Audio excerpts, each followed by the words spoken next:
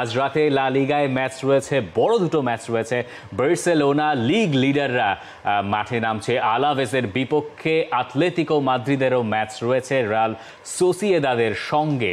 এবং Barcelona international ব্রেকে যাওয়ার আগে পয়েন্ট টেবিলের শীর্ষস্থানটাতেই থাকতে চাইবে। বার্সেলোনার জন্য টাফ চ্যালেঞ্জ বলা হচ্ছে। কেন বার্সেলোনার জন্য টাফ চ্যালেঞ্জ বলা হচ্ছে? দেপোর্তিভো আলাভেস বাস্কের দল, যদিও শেষ কিছু ম্যাচ যদি আপনি পর্যালোচনা করেন, আলাভেসের সঙ্গে সাধারণত বার্সেলোনা ভাবে স্ট্রাগল করেনি।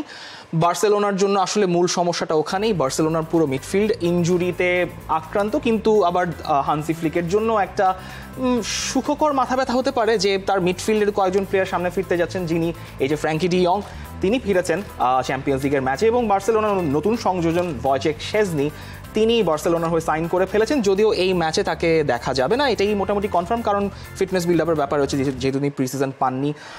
সব কিছু মিলে বার্সেলোনার জন্য এখন সেটা হচ্ছে যে একটা প্রপার সমাপ্তি টানা, অর্থাৎ ইন্টারন্যাশনাল ব্রেকের আগে রিয়াল মাদ্রিদ পয়েন্ট টেবিলে এখন তাদের সমান জায়গায় চলে আছে 21 পয়েন্ট নিয়ে। এখন বার্সেলোনা দেপোর্তিভো আলাভেসের মাঠে যাবে। মোটামুটি হান্সি ফ্লিক এই নিয়ে খুব একটা চিন্তিত না।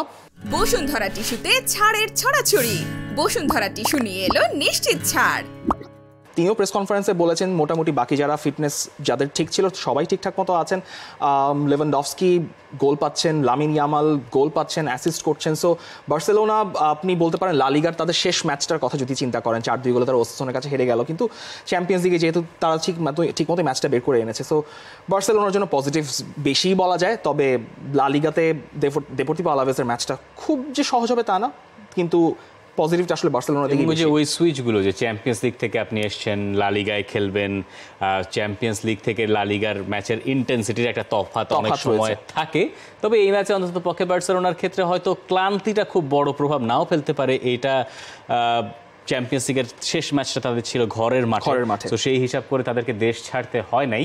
দেখা যাক বার্সেলোনা এই ম্যাচটা জিততে পারে কিনা। আতলেতিকো মাদ্রিদের জন্য যেটা খুব গুরুত্বপূর্ণ, আগের ম্যাচে 4-0 বলে উড়ে যাওয়ার পর আতলেতিকো মাদ্রিদের আসলে একটা খুব প্রয়োজন হয়ে গেছে একটা জয়। আমরা প্রিমিয়ার লিগ নিয়ে আরো কথা বলবো, লা লিগার আলোচনা এখানেই শেষ। তবে লা লিগার পয়েন্ট টেবিল নিয়েই আমরা বোধহয় ফেরত যাই।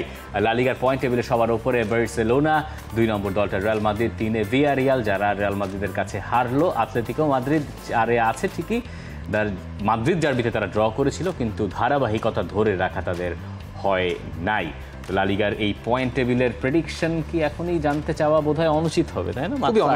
ম্যাচ হয়েছে। তবে বার্সেলোনা ম্যাচের প্রেডিকশন কি করতে চান? বার্সেলোনা ম্যাচের প্রেডিকশন হচ্ছে বার্সেলোনা জেতা উচিত, এবং আমারও মনে হয় বার্সেলোনা জিতবে। যদিও বার্সেলোনা ভক্তরা আমাকে বলবেন যে উল্টো প্রেডিকশন করেন, আপনাদের জন্য উল্টো প্রেডিকশন করে দিচ্ছি যে বার্সেলোনা আলাভেসের কাছে হারবে। তবুও আপনারা সুখে থাকুন, খুশি থাকুন, আমি বার্সেলোনার সঙ্গে আছি।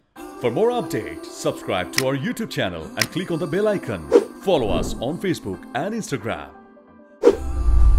Download T-Sports app to enjoy exciting games and highlights. Visit tsports.com.